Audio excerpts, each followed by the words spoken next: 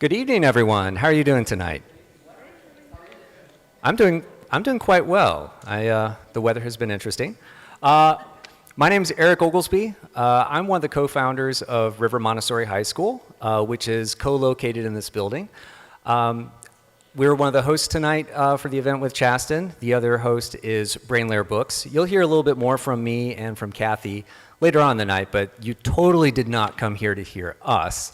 So we'll kind of move to the main event. But before that, I think one of the most important things to do is to thank people who made things possible for events like this. So first off, I'd like to say a special thank you to First Presbyterian Church. First, for hosting River Montessori. Second, they said, yes, use our facility. And they're not charging us to use this. They just want Chasten's voice and his story to be out there and be heard. And they want to host you all here. So first off, thanks to First Presbyterian Church.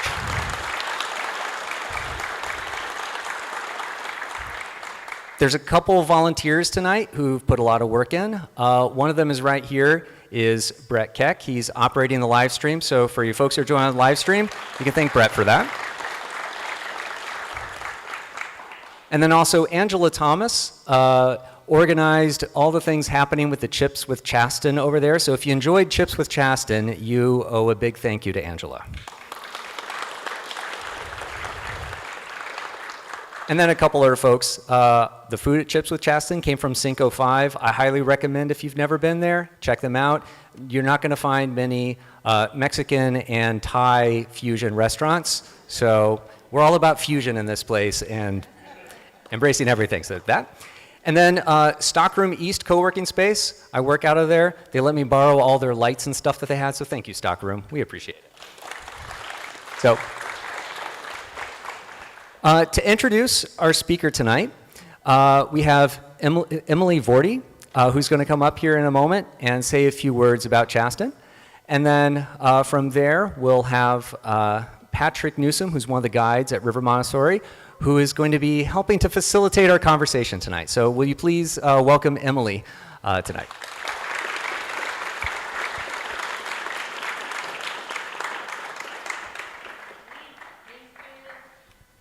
Thank you, Eric. It's good to be with you all today.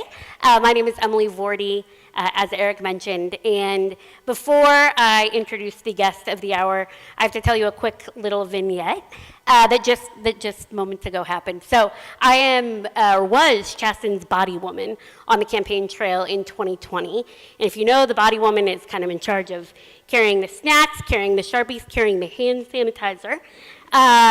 Old habits die hard, and as we were just leaving the event in the neighboring room, I saw a bottle, and I was like, okay, here, Chasten's pump here, pump on my hands, and we're rubbing what I thought was hand sanitizer in, and we're both like, this is really pretty thick. It was hand soap. So this, I'm clearly a little rusty, but the fact that we are still laughing and still having fun is very representative of the man, the boss, the friend that Chasten Buttigieg is, or was and is.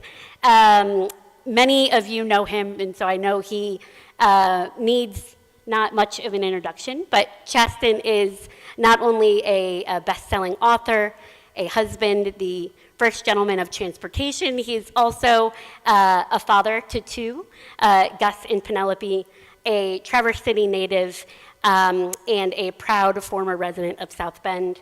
And we are so fortunate to have him back in South Bend, hometown for many of you, hometown for me, for tonight's event. And for those of you who don't know, not only are we here celebrating the Paperback launch, but today is actually the Paperback launch day.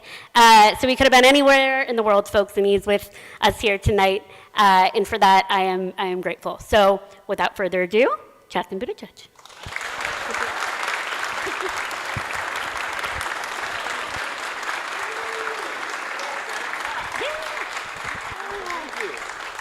Thank you.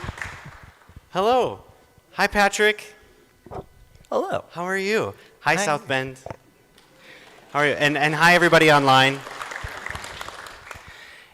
If before we get going, Chasten, I hope it's okay that if we could all show a round of applause and appreciation for Dr. Eric Oglesby and Kathy Burnett.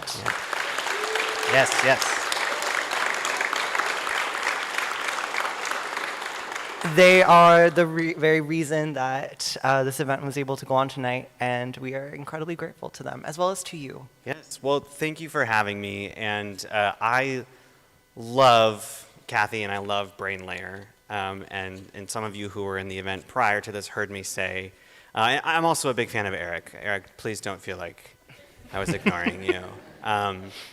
Brain Layer is such a special bookstore, and when we talked about doing a paperback launch event, authors typically don't do big paperback events, and I just wanted to do a big event, have a live stream, like where are we going to do it, where are we going to go in the country, and I wanted to come back home to South Bend, mostly because I love Kathy, and she's done an incredible job at her store, and tonight also serves as a fundraiser for Brain Layer and for River Montessori, because we need to make sure that stores like Brain Layer stay alive and that they last in communities like South Bend. Bookstore owners really need us right now. Please continue to shop local. If you're not planning on reading the book tomorrow and you don't need 2-day shipping, stop ordering it from that big store online and please shop local. So thank you for being here. Thanks for supporting me in the book, but also thank you for supporting River and Kathy and Brain Layer. It means a lot. So let's jump in. Yes. If it would be all right for everyone, we are here to celebrate the paperback release of Chasten's young adult version of his memoir, I Have Something to Tell You. So if it's all right with you, I'd like to read a passage. Oh. It's fitting we are in a former church. Or is it a current church? I haven't. It is current. It is a current church. Yes. Well, former in this hour. And then it'll go back to being a church. Yes, Okay. all of the iconography is very well hidden. So I'm going to read, this is coming from page 97, the Oh, young... no. Yeah, I now understand that this is how homophobia works. When people are scared or feel threatened, they puff themselves up to make what's threatening them feel small. At the time, it worked on me. I felt like I was some kind of unknown thing whose characteristics were so freakish that they were difficult for even me to understand. I now know that there were other closeted gay people around me in school and in Traverse City. But they must have felt the same way that I did. Unsafe, afraid, alone, unnatural, and ashamed. I wanted to start with something a little unexpected because we're in an environment where I think as queer people, we every day are sort of bombarded and told that the way that we are is wrong and the way that who we love is wrong. And yet there's this radical act on our part to say, you know what? I'm not going to listen to that. And I am going to be true to who I am. How did you go from this boy who was alone, afraid, ashamed, into a man who is unabashedly very proud? Oh boy. So we'll start with the trauma and then we'll as we'll one build does from there. Yes.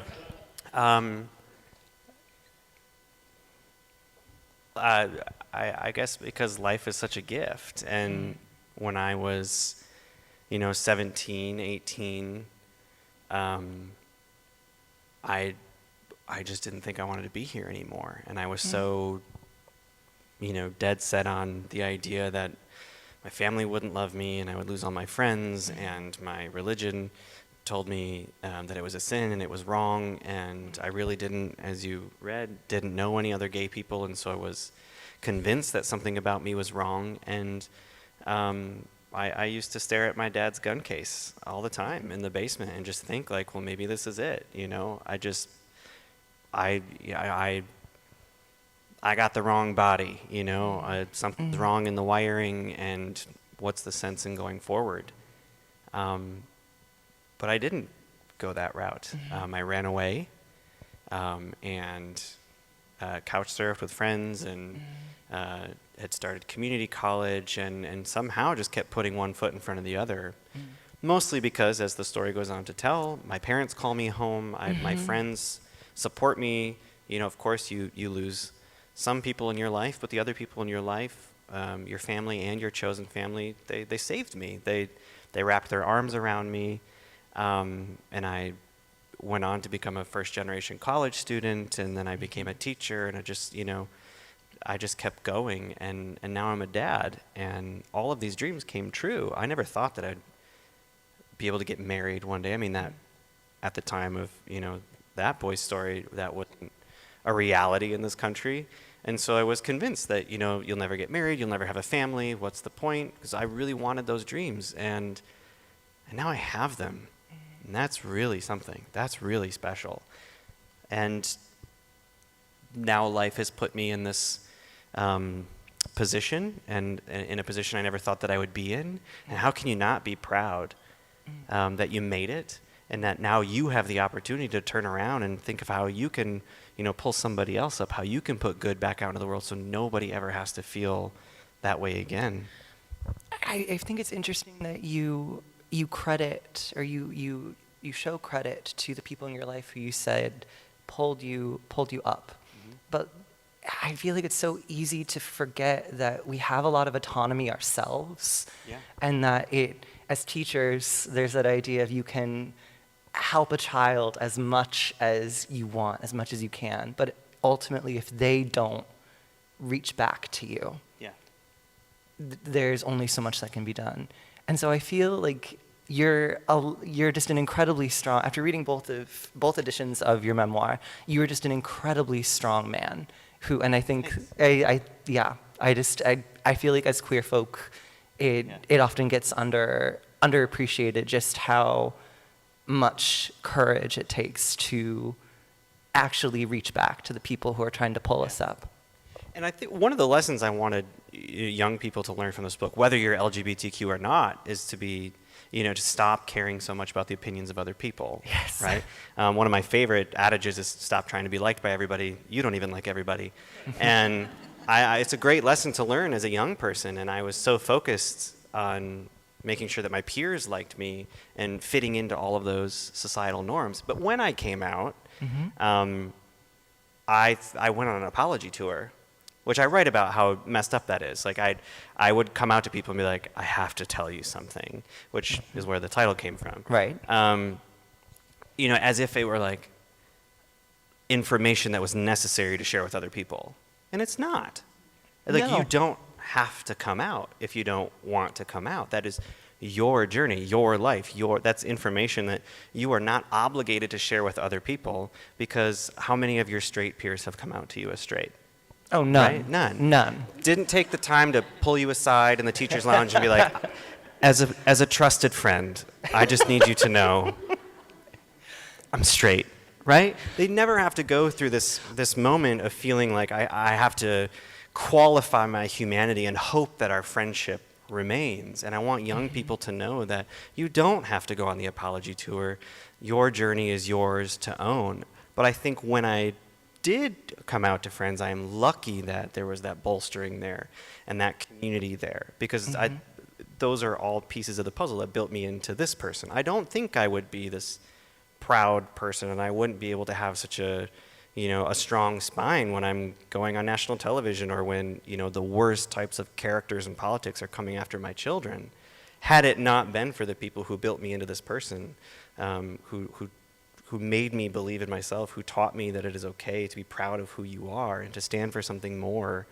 So I'm very grateful to that. But you are right, at one point I had to own it. And that transformation came, I think, years and years too late. I wish I would have had it when I was younger. But what a gift to be able to look at yourself in the mirror and say, I think I actually like you. I think I really like being this person. I feel like you can't underscore just how powerful that is. And like, I keep using this word radical, and I feel like it really is, like that radical self-acceptance is just so important. I think nobody in this room is under the illusion that everything is perfect in the state of Indiana, especially when it comes to LGBTQ inclusion, and it is radical. I remember when Pete and I would walk down the sidewalk here holding hands, and I knew that he was the mayor of this town, and I was still nervous that somebody was going to heckle us. I remember sitting on our front porch on North Shore Drive when people would drive by and shout homophobic slurs at us. It's like it is radical to exist and it is radical to be yourself.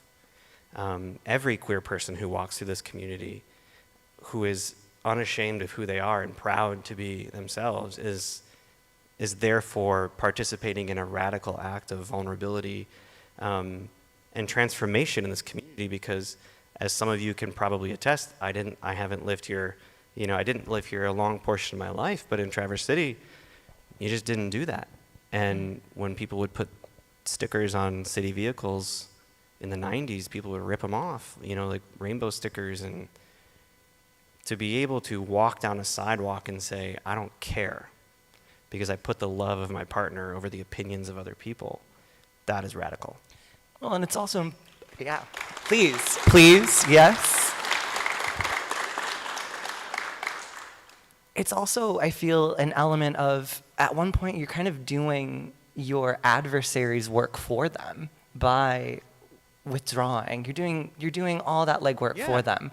That's what they want you to do. And personally, I find a lot of satisfaction in saying, like, I'm going to take that away from you. Oh, I remember when Mike Pence wouldn't shake our hands leaving rooms, and yes. I would like lean in and be like, Governor, so good to see you. So he would have to acknowledge Pete and I, and he would have to see that relationship. He wanted me to cower. He wanted, he doesn't like gays, so let's not say hi. Bullshit. You're going to say hi. You're going to acknowledge this relationship. Your husband is very gracious, because in true. your memoir, he admits, there was nothing there. Like, it was a coincidence. Yeah, he and I disagree completely. 100%. I think I'm a little more in your camp there. I was like, but that you are right. That is what they want. They want you to cower. They want you to be afraid. They want you to second guess. There are so many teachers in this room. They want you to second guess saying the word gay. They want you to second guess every book you have on the shelf. They want you to second guess acknowledging the humanity in your students. They want you to be afraid. And how many of you teachers or librarians have thought, and maybe it's okay if you don't want to put your hand up, but how many have you thought, or even community members, should I put the pride flag up? Should I have that book on the shelf? Is it okay to acknowledge the trans students in this school? That's what they want. They want you to start doing the mental gymnastics, to think about whether or not it is okay, and they're moving the goalpost, and they're trying to drag us back when we're not debating humanity anymore. We're talking about basic human dignity, to acknowledge the existence of another person. And so when we say, well, maybe we just won't read this book, maybe we'll just not put the pride flag up, we don't want to ruffle any feathers. You have to ruffle the feathers, because there are still kids who are looking up to you, young people who are looking up to you, wondering if it is safe enough to be themselves, if this community stands for them, if this country still believes in them. And we can't give in to that type of fear and bigotry and small-mindedness, because as educators or community members, it is our job to lift everybody up, to make sure that everybody knows that they belong. And I don't, I'm not going back. I'm not going back in the closet. It sucked in there. I'm staying out here. And I think we all have that work to do every single day. Not just Pride Month, but every single day, especially in communities like South Bend, where we know we still have some neighbors that need some help or convincing. So don't hide. Don't go back. Stay strong. I really like that you used the word work, because it is, I think, it is labor. It is a journey for many people, whether they be parents, the teachers, or even the peers. What sort of advice do you have to, I'm going to talk to the allies in the room here. This is for y'all.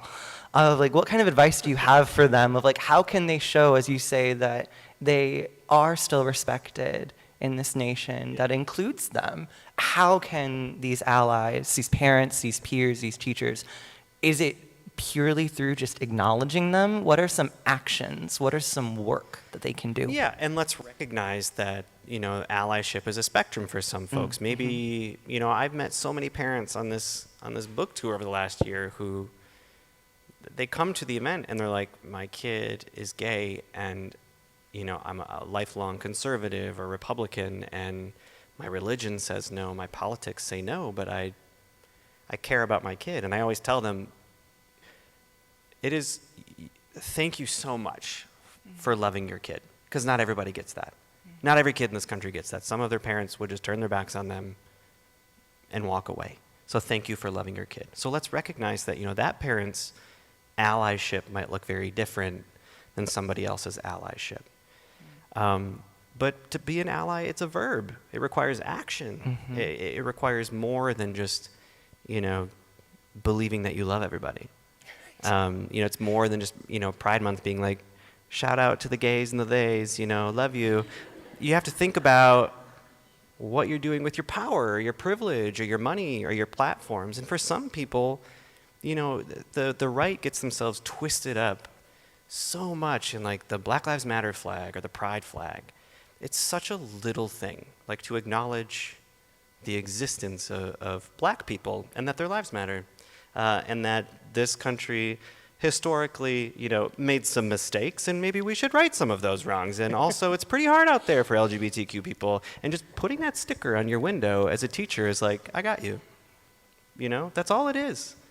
And, I won't like get on my soapbox about like the right and education these days, but that is allyship. When you put a pride flag up on your business, you're not only signaling to the LGBT community that you're an ally, but that is good for business, because queer people got money too. And I'm going to spend it somewhere where I feel like I belong, and I know I belong. That is radical, especially in places like South Bend. You know that. Not everybody's putting up a pride flag or a little rainbow sticker on their store window, but that is a beacon of hope to some people in this community who have maybe not found the courage yet to come out, or are just still trying to figure out their place in the world. And then when you walk into a store or a school and you see that, you're like, oh, okay, I belong here. And people got my back here. But it does require action. You got to think about it 12 months out of the year, not just during Pride Month, because if you're only putting up the Pride flag during Pride Month and running Pride specials, but you're not, thinking how you're actively contributing to making life better for LGBTQ people, then you're just participating in capitalism. You're not actually advocating for the LGBTQ community. We call that rainbow capitalism. Oh, yeah. Which you've seen some major retailers start making decisions. Always sold Pride merch, and then some, conservative outlets get up in a tizzy about something, and all of a sudden they're saying, well, maybe we'll pull back on the Pride merch. You're not an ally. You're not an ally if you're saying, well, some people got upset. Yeah, people get upset. That's what we're saying. People have been upset for a very long time. Oh, yeah. And they're still trying to take our rights away. So be upset with us. Stand with us. So just think about how you use those things, your platform, your power, your money. If you don't have the time to volunteer, just write a check if you can. Write a check to somebody. A lot of people need. Does anyone run a nonprofit in here that needs money? I'm joking, but yes, I'm not actually support actually, them. Yeah. But just think about the ways in which you use all of those things and how you actually put your allyship into action. Right, we do live in a capitalist society, and part of the power as consumers there is to get to decide which businesses actually get to thrive, which get to survive. And I feel like as queer people, we are an under-tapped, I feel like, body of spending power, of capitalistic influence. Yeah. And I have nothing else to add to what you've said. I just agree wholeheartedly. I do want to make sure we honor some folk in the audience have submitted some questions for you, cool. as well as some students from River Montessori High School, and I want to make Great. sure that we get to hear from them. Yeah. Going off of, we were just talking about the coming out journey. We have an anonymous questions submitted Okay. of asking for advice about what to do as a queer kid who wants to come out to their folks, but they just don't know how to yet. No, the first thing I always tell anybody who asks for advice is to make sure that you're safe. We Absolutely. should recognize that if you're worried that there might be repercussions for coming out, then it's okay to protect your peace and your safety. Again, that information is not owed to anybody, but, make sure that you're in a safe place to do that. The cheesy thing to say would be like, give them my book. So I've said it. But I think you just have to be authentic to yourself and understand that you owe nothing to anybody. Nobody is owed anything. That is, when you come out to somebody, as an ally, or somebody ever comes out to you, the first thing you should say is thank you. Thanks for sharing that with me. Thank you for trusting me with that information. Because that person's in a really vulnerable place. Recognize that someone might be coming to you worried that they might lose you. And they're saying, I want you to know more about me. I want you to know the authentic me. So thank them for that. Thank them for recognizing you as a trusted individual, a person that, somebody who wants to invest that love in that relationship. I wrote a letter to my parents because I could not physically say the words. That's right. So I wrote a letter and left it for my mom. But it also doesn't need to be a TikTok gender reveal. Come out on your own terms and in the way that feels right to you. You can say it, you can write it. You don't have to cook an elaborate meal and have the talk. Nobody's owed anything. So the advice I would say is just stay true to who you are. And if they're a person worth keeping around, it won't matter. I was so terrified to come out to so many people and, made myself sick trying to come out to them. And, the best thing is when they're like, oh, great. And then you're like, well, that's it? I just puked 3 times working the courage up, and that's it? So hopefully that's the reaction you get too. Awesome. Thanks for sharing that with me. I love you just the same. I feel like it's worth sharing. Another reaction is, especially when to parents, and then their response is, oh, I know. Don't say that. I'm looking at my own dad right now, and who's in the audience. We've always known. Well, don't say that. Yeah. Because when you say that, recognize that, I always talk about how I wish my life could have been different had my parents just said, hey, it's cool to be gay too. Whether you're gay, straight, bi, trans, we're going to love you unconditionally. Whether you want to be a football player or a chemist, whoever you are, that's who we're going to love because you're our kid. But, that's not how it was in the 90s. So if you say that to your kid, what you're saying is, I've always thought that you're keeping a secret from me, and I kept this secret from you too. So let your kid or your loved one come out on their terms and then just say thank you. Because that person might have just been twisting themselves into knots for years and years and years. And what you've said is, I could have helped you untwist those knots earlier, and I chose not to. So give them that space and that grace, and then just thank them for it. That's beautiful. It's really beautiful. We have a similar question from Brian in South Bend. And if Brian doesn't mind, I'm going to kind of tweak your question a little bit because it feeds into one of my own. How should educators who are queer in the classroom, do you have advice about how they should come out to their students? And then I'm going to tie in Mal Brian's question here. And now, how do schools support those queer teachers once they have made that decision to be out? I think on a basic level, and I've taught in schools where I did not feel supported at all, and I've taught in schools where I knew it wasn't, an issue. And I know I have former students here tonight, so maybe they can correct me, but I know I had a picture of my husband on my desk, my family, and I think at the beginning of the year I just introduced myself and my family. a little bit about me. I live at that time before we got married. I live with my partner Pete, and we have 2 dogs.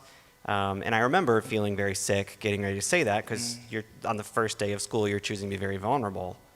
But I never wanted it to feel like a secret, because I wasn't living in secret on the outside of school. You're going to see me with my husband at Wuchi, Oh, yeah. So, and with administration, I think the best thing you can do is just say, by the way, if there's anything I can do, if there's any way I can be of service, I know the world's a little messed up right now, so I got your back. It's just so nice to hear that phrase, like, I got your back. And I know it's weird to talk about our feelings sometimes. Like, I don't know what kind of like Midwestern family you grew up in, but we were like very Catholic and Midwestern, so we just didn't talk about our feelings at all. And so even with like a coworker, where you're like shooting the breeze at the copier, and then to like code switch and be like, by the way, something personal. Just say, hey, I know things don't feel the best right now, and I just want you to know that I have your back. Whatever you need, I've got you. It doesn't have to be like I've prepared this slide deck on what our administration will be doing, and I've talked to the school board. Just let people know that you've got their back. That's the most important thing. And I don't want to like pontificate as if that's the right way to do it, but for me, I just kind of wanted to rip the Band-Aid off with my students. But also, it's kind of unfair because I felt like most of the people knew who I was because of my husband, so there was really no hiding it. But in coming back to what we were talking about, being radical acts of vulnerability in existence, like just saying like, hey, at the time I was Mr. G, I'm Mr. G, here's my partner, here are my dogs, okay, let's go around the room, like, where are you? And you've just normalized it. And that's another thing I think people get wrong on the right now. Like, they think we're just like standing in front of the room being like, be gay all the time. And I had so much work to do every day, and like the thought of like spending more than 3 seconds on it, it's like there's just never enough time in the day. And I wanted to teach social studies, and I wanted to teach drama, and I wanted every kid to feel supported and welcomed. And I was probably late on putting curriculum units together, and I forgot to make copies. And the idea that they're twisting this idea that what teachers are saying by being out in the classroom, like, yeah, I have a husband, but I also have a degree in qualifications, and I have a lot of shit to do today, so let's get that done instead, Oh, yeah. In the Montessori world, there's this principle called normalization, which, as a fellow Montessorian, what you said just speaks so much to that process, right, of when it just becomes a part of the environment, an organic part of the environment. Very few people seem to be weirded out by some of the things that society says should be strange. And whether that be in Montessori of like students really like kind of running the classroom, or a teacher just being very nonchalant about being queer. And it's just amazing like how effective that is, and how like this Montessori principle of, hey, this is fine, we're going to make this work, is it's so applicable to just how we want the world to be, and like what the world should be, and kind of is. But I want to make sure that we get through as many of the questions as possible. Okay. And this is a little bit more of a segue of, so you yourself said, you were a former resident of South Bend, but you were born and raised near Traverse City. What is something that you find yourself really missing about Traverse? I just miss the outdoors. DC, it's just too many rats in DC. I really miss being in the outdoors. I like a small town. I like running into people that I know. I don't, now it seems like I have this like curse over me that I always run into like Republican congressmen and Trader Joe's. I like running into people that like I did 4-H with, and I just miss that. I miss being close to my parents and close to family, and I miss that a little bit of a slower pace. It's funny because as a kid I always wanted to live in the city, and now the older I get, like, it's too loud. It's just too loud. There's too many rats. What's something, if you were to return to the classroom, what would be like that one lesson, that one topic that you just couldn't wait to share with your students now with all this life experience you've gained? Oh my gosh. Well, I came to education through theater education, and so much of politics is theater. And I really feel like every kid deserves access to arts education and theater education, because I'm not saying you should become bad politicians. I'm saying we all benefit from theater education or arts education, because the arts ask you to think creatively and empathetically, and theater specifically asks you to think about your place in a community and your place in the world. And I think we're all just better off when we have those opportunities. And so that joke, the nugget about everything is theater in Washington, but like, don't discount public speaking, and don't discount spending time in curriculum and activity, whether it's in theater or outside of it, on leadership and community and empathy and storytelling, because that matters no matter what you become, no matter where you go, especially with the rise of AI. Don't get me started. We're teaching human beings, we're not teaching robots, and I think we need more arts education right now. And so I'd want my students to know that, when you go out into the world, I think through theater, you learn so much about who you are and your place in the world, and how you listen actively to other people and respond to input. So I would just wish to keep sharing that. I mean, it's kind of what I do in my day job outside of, writing. I do public speaking training now, and try to help very smart people who clearly never got a theater class be comfortable sharing an idea or a story. I think we all benefit from that. Oh, absolutely. And if you were to come back into the classroom and share books. Are you trying to hire me right now? Yes. Yes. Is this a job interview? Yeah.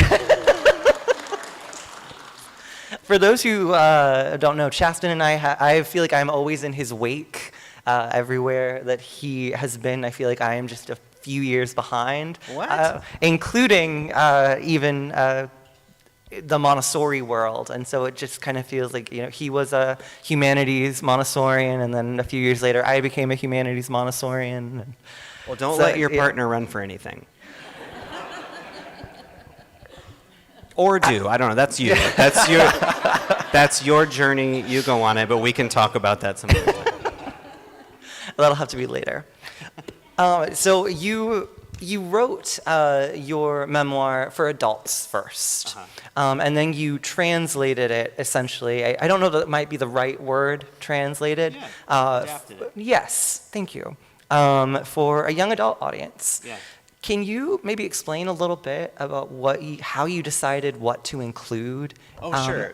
for the young adult version, and what you decided to just leave for that adult audience? I don't like to use adult version anymore because it sounds salacious. It does, It's just yeah. for like older readers. And then the Yes. young adult version, I kind of gutted a lot of the politics and expanded childhood, and wanted to focus on writing the book I wish I would have had when I was younger. Right. Like 7th, 8th grade, write those stories about coming to terms with your identity and who you are, and more of that journey, less the first book kind of had to blow past childhood and get right to the politics and the presidential campaign and all that stuff. And so this is like, the book I wish I would have had in middle school. Have you guys heard of it? It's a beautiful cover. I like it. Yeah, and so I had noticed that you really expanded the childhood. Like when you teach writing, I feel like I don't have to explain this to you. Like you expand a small moment, and it doesn't matter how small it is, you can go on for pages and pages and pages. And I don't just mean that for anyone. How did you decide which small moments to include, and were there any small moments that you wish you could have put in to the memoir, whether it be for older readers or the young adults? Were there any such small moments that you're just like, we don't have the pages? I mean, the structure of the book was like, I would map it out on these, those really big Post-it notes. I would map it out. Like, what's the story I'm trying to tell? What are the what are the defining moments in life? And what lesson are you trying to teach? And then I would kind of play with that, especially for the YA book. I learned this from Dustin Lance Black, who wrote Milk, the screenplay for Milk. An Academy Award winning Academy writer. Award winning screenwriter. And he writes his books basically on note cards and then lays them out on the floor and then like rearranges the note cards. And I learned that mapping from him. And so I would just like move Post-it notes, around like, I think it makes sense to kind of things like that. But for the first book, I wish I would have trusted my instincts a little bit more.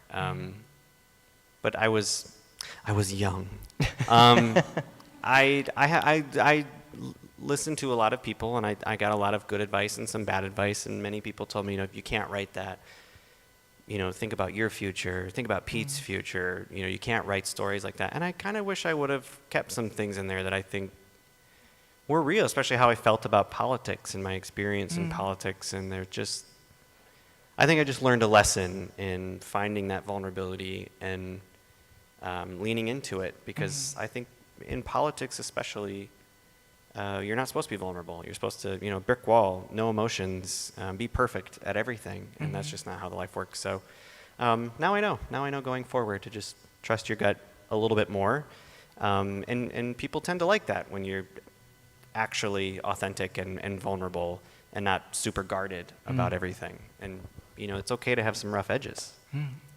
What were some of the other texts, other memoirs, other pieces of nonfiction or fiction that inspired you when in the writing of your work, and maybe even just inspire you in general?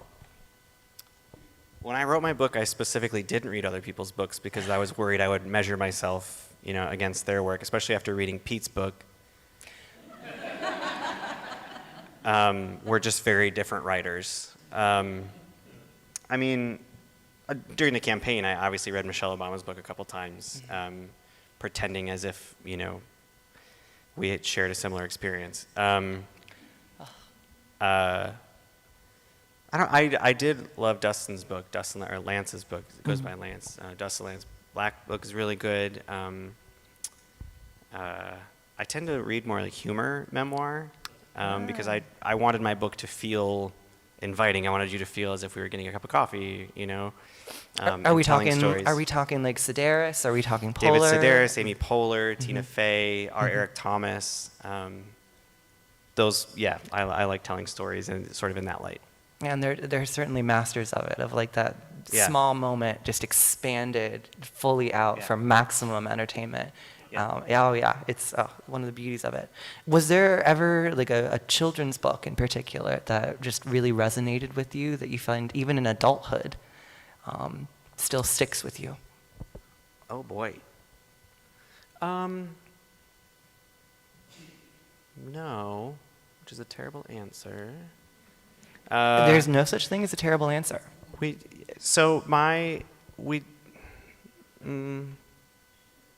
I remember I was obsessed with the idea in Chronicles of Narnia that you could go into your closet and you could escape the world. There are a lot of parallels there. But no, I'm reading a lot of kids' books now, of course. I read, 10 children's books a night. And so for anyone who has young kids, I'm obsessed with this book right now called The Rabbit Listened. If anyone has young kids at home, that's my go-to right now. Yeah. It's beautiful that you get to rediscover all these things with your own kids. Yeah, it's the best and hardest time of the night. Oh yeah, There's such I think Penelope's going to be a lawyer one day. So I'm always like, okay, one more book, and she'll be like, 5 more books. One more book, 5 more books. It's the best. She's so silly. How do you decide which books you're going to read with them? What do you let guide you in those decisions? Oh, I let them choose, obviously. Fabulous. So we have, we try to give them options, and then they go to it's very cute. They go and pick their stack of books, and they bring it over. But of course, there's always a return process where they realize, wait, I don't want this book. I'm going to take it back and get another one. But I let them choose. And I don't know if other parents have had this experience, but my kids are doing this thing right now where we read the same book every single night, multiple times, front to back, and it really sucks when you hate the book. And they sleep with the book. They're obsessed with the book. And then one day they destroy it. They sleep like Chicka Chicka Boom Boom.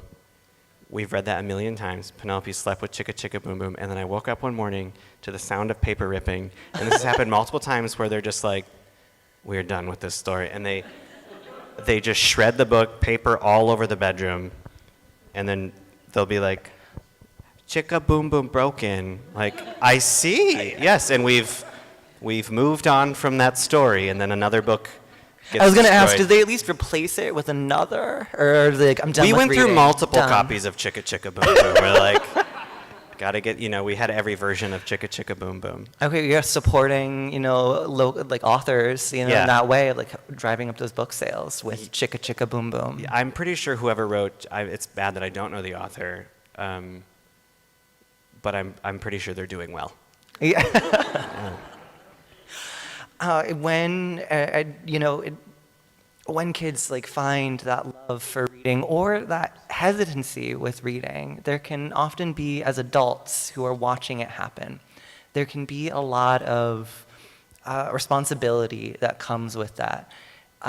How do you find yourself sort of differentiating between teacher Chasten to now Father Chasten, who is like introducing reading and learning to his kids? Have you noticed any changes between like Well, I how taught 7th and 8th grade, so Right. I wasn't teaching, reading skills particularly at that level, and so they're essentially the same. Yeah, A toddler, 7th grader, they're the same. we obviously have a lot of like manipulatables. Yeah. But the other day, breakthrough, we were just going, just sitting at the breakfast table, and Penelope pointed to something and said P, and it was the letter P, and we were like, holy crap, it's happening. Like, yes, that's a P, that's a P. And then we're like, where else do you see a P? And she pointed to another P. It's like, oh, that's so cool. And then Gus would be like, P, and it was like pointing to an A. And I was like, not yet, buddy, but yeah, that's a letter too. It's so fun. It's obviously very hard, and I'm very, very grateful for all the teachers that are, teaching them and helping them at that level. But it is pretty cool to try to figure it out at home too, especially with the letter puzzles and stuff. And wow the patients. Say like, okay, where does this one go? Look at the shape, and they're trying to, jam a Z in an O. I'm like, nope, that's, Well, it's let's that use some context clues here. Yeah, that productive struggle of just being okay with them not doing it right, even though you're like, you just let When me you can help solve you. the puzzle right in front of you, you're like, I'll just wait. But it's not that no one's impressed when like a grown man solves a puzzle for a 3-year-old. Unfortunately, You want to see something impressive? Did you say you had student questions too? Because I'm really excited to. I've been those are. I've You're been just searching- inserting them. Wow. Yeah, I've Very been talented. trying. I try. Here I am worried that I'm not going to answer them, and we're already there. I'm trying to build off of you a little bit. I may be from South Bend. I was so but- nervous that they were going to be like, get off the stage, and then the students would be like, what a jerk, came all this way, didn't even answer a question. No, although to be fair, I do have just 2 more. Okay. Who need, assuming we have the time for it. Another question I probably should have tried to work it in earlier was, you write in your memoir about how you weren't really aware of how politics touches everyday people and everyday life. And then you kind of got, if you pardon my word choice here, whisked away to D.C. Was there any culture shock in coming from South Bend or Traverse City? Well, I actually got whisked away to South Bend first. That is true. That is true. I started dating this guy, and he had an interesting day job, and decided to move to South Bend, and that's when I really didn't pay much attention to politics. The way I grew up, we didn't really talk about politics, sort of conservative family, and I didn't understand how close politics was. And some of that comes from a point of privilege, and some of it just comes from an upbringing in which we believe that politicians didn't care about us. And so moving to South Bend was actually quite the culture shock, because for a while you were that guy that the mayor was dating, which was weird at Chicory Cafe sometimes. You could hear people talking, and then eventually you stick around for a while, and people get to know you and want access to you and expect access to you and your partner, your husband, and you don't get jobs because of who your partner is or your husband is, and that was very new for me. That by virtue of his position, it changed so much in my life. One, from just giving up, your anonymity to, I think one of the worst memories is trying to get a teaching job and not getting it because of who I was partnered to at the time, and realizing that life would be very different with Pete. And obviously it just kept getting very, very different. Right. Going to DC actually, I feel like, I remember doing this interview on the campaign trail in which the journalist looked at me and said, "You're just a teacher. What prepared you for this?" And I said, who says that? It's so rude, right? Like, shade. Wow, okay. But I remember saying, I have a degree in theater, and I taught middle school. I can do anything, which I truly believe. Like, those are great skills to have, and if you can survive teaching 8th grade, you can survive Washington, D.C. So having a background in theater and being comfortable being in front of people and having a background in education, but I also went to D.C. knowing who I was. D.C. is a complicated town, and I always like to separate Washington from the district. The district is beautiful. Washington's weird. In what way? How is Washington weird? The District of Columbia is gorgeous, and I'm very grateful to be able to go to museums and do all that with the kids. Washington itself is, which I was sort of accustomed to here. You never know who's watching or who's listening, who's recording you. I remember the Washingtonian came out with an article one year, and it was like, what's out and in whatever year it was, like 2023 or 2024, and it was like, what's out where Chasten Buttigieg eats? What's in where like this person eats? And it was like, I don't go out to eat that much. Like, I didn't know you were covering where I was eating. Like, apparently I'm just I was out that year, and that's just weird, that people like tweet where you eat, and like people tweet your Chipotle order if they're standing behind you in line at Chipotle, and it just, you get accustomed to that world, but it is kind of weird. But I think about that journalist sometimes and how they underestimate who should be in rooms like that, who is allowed to be in spaces like that. And I think we would benefit more from, moms stepping up to run for Congress and people actually going to Washington who cared about representing their communities and, actually care about getting stuff done, because so much of it is theater. It's bad theater. They're bad actors who, go into these committees and they go on the House floor and they say something ridiculous and then they clip it and they tweet it and they put it in an email and they fundraise off of it, and then it's just like a vicious, stupid cycle that gets nothing done, that benefits nobody, who keeps people in positions of power who don't deserve them. And politics is about making our lives better. It's about making your life safer and better. And right now it's just full of a bunch of people who need to go to acting school if they're going to, commit themselves to a life of theater. So sometimes it's just really frustrating, because when I was here, I had a very up-close seat to city government, where the rubber meets the road, and sat through many, many city council meetings. And then you go to Washington and you see these people up close, and it's like, you don't care at all about people who are hurting and people who need you, and there's only so much time in the day to get stuff done.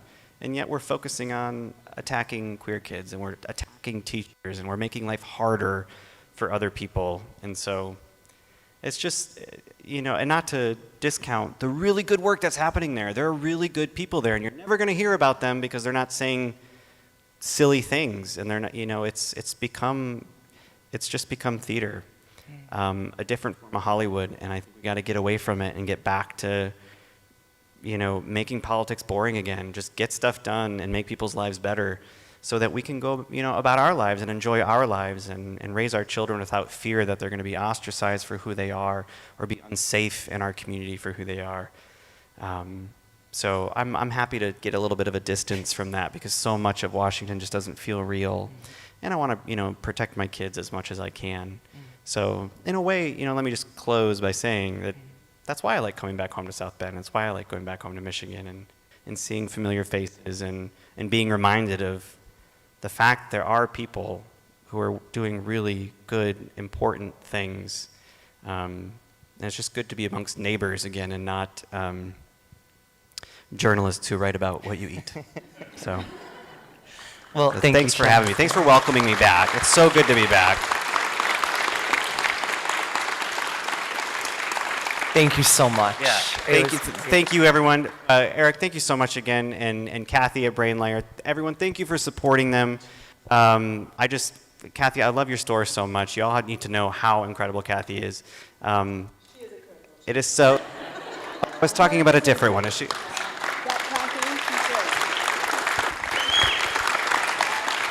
Thanks for the warm welcome. Thank you so much, Chasten. So Chasten is going to head now to the library space in River Montessori High School. So there's probably a number of you here who've actually never set foot in the high school. So if you want to see Chasten for a few moments there, where I believe the books are held hostage there too. Oh, smart. Yeah. To the gift shop. I like it. I am a planner. I'm very manipulative. So we're gonna let Chasten make his way over there. Thanks. I'm going to say goodbye to everybody online too. Thank you very much for tuning in tonight. Love to all of you. And don't leave online quite yet. There's still something coming. Oh, the River students are enjoying this. I'm a goober, aren't I? I don't know. I miss you guys. Well, hey, while Chasten's making his way over there, tonight, we're about celebrating the release of his book, which is so important, and for personal reasons, important to me as well. But, this all came about just over 6 weeks ago, where Kathy and I were over at, seriously, 6 weeks ago. We were at Brainlayer, and we were talking, and we were like... Before that, though, yeah, I was at the coffee shop, and you That's happened right. to be at the coffee shop. I was at the coffee shop. Like, why is Eric at the coffee shop? And then I came to the coffee shop again, yes. and you were at the coffee shop. 2 weeks in a row, we went to a Again. coffee shop that I never go to, and I've only gone to twice in, years. And we were there. And we're like, we knew there had to be something there.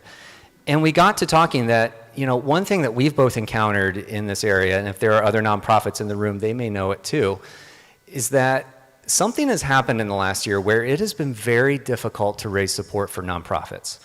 Every one of them I know is struggling. I don't know if it's from pandemic fatigue or if it's from something coming up in November that's vacuuming up all the dollars, who knows. But we're like, we need to get our people together to support what we're doing, because we feel like what's happening at River Montessori High School is we're fostering this environment where students are getting a chance to be fully themselves. If you want to know that, read the Advocate article that came out yesterday if you haven't. Thank you, Christopher, by the way. I think you're watching. But then we're also like, those are the students in our doors. Kathy serves the students, which is all of us in our community. And the way that she uplifts marginalized voices and makes everyone realize everyone's normal. And so we're like, why aren't we not fundraising together? Because one of the principles of River Montessori High School is to pursue universal flourishing, and that's what Brainlayer Books does, and that's what River does. So those who are on the live stream, there's actually a QR code on either side of the screen, one for Brainlayer, one for River. We don't care which one you do, just do one of them. Both is great. At least just do one of them. We prefer it. I don't know what Eric's talking about, but the one on this side is the best one. That's the best QR code you will ever see. I can't compete. So I want to give you one little vignette going out of there tonight. Through the first 4 years of River Montessori, we were raising more than $150,000 a year through a generosity of a number of individuals and foundations. To give you a sense of how hard fundraising is now, we've probably raised about $45,000 in the last year, and I think we've worked 4 times as hard. And so if you want to see an education like River continue to be a thriving education here in South Bend, we need your help. And I'm just going to be shameless about that. So please, would like your help with that. And there's many ways to give. There's even a 50% Indiana state tax credit for a way to give. Just talk to me afterwards. I'll tell you how to do it. And then for you, for Brainlayer, I'd like to hear for about you. us, we opened in 2018, and one of the things that I always have done is give back a percentage of our profits go to different organizations in South Bend and other places. We make sure kids have inclusive books at home, so I work with a lot of schools to make sure that happens. We go to literacy nights, like Thursdays we go to give to trans youth and different organizations that work with queer kids and black kids and brown kids. And this past year, I've not been able to give anything. We just have not had any money to give. And to the point where this could be our last month being open. Sorry. Give to her side.